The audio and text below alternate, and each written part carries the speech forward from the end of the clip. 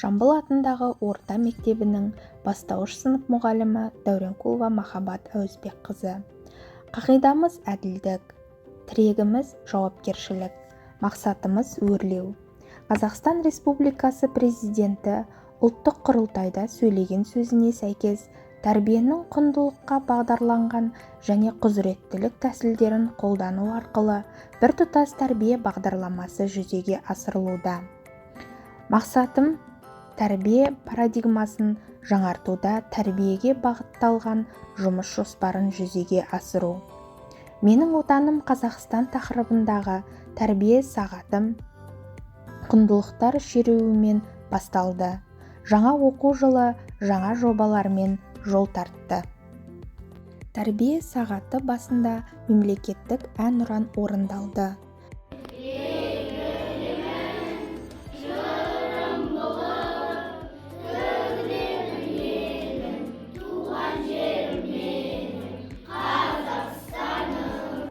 Алғашқы 10 минут биылғы оқу жылына енгізілген қауіпсіздік сабақтары туралы болды. Қауіпсіздік сабақтары мақсаты оқушыларды әртүрлі жағдайда олардың қауіпсіздігін қамтамасыз ету үшін қажетті білім мен дағдыларды қалыптастыру, ықтимал қауіптерді тану және оларды дұрыс жауап беру қабілетін таныту. Қауіпсіздік сабақтарды оқытудың нәтижесінде балалардың мынадай дағдылары қалыптасады. Көшеде, аулада, білім беру ұйымдары ауласында, қоршаған ортада қауіпсіздік жүріс-тұрыс дағдыларын сақтау. Қауіпті жағдайда жылдам әрекет ету үшін экстремалды ойлау.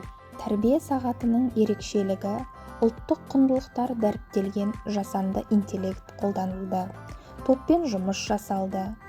Оқушылар 1 минут әдісін пайдаланып, өз елінің әсем қалалары мен олардың ерекшеліктерін айтты, және де өз қиялдарына ерік беріп, сурет салып, оны қорғады.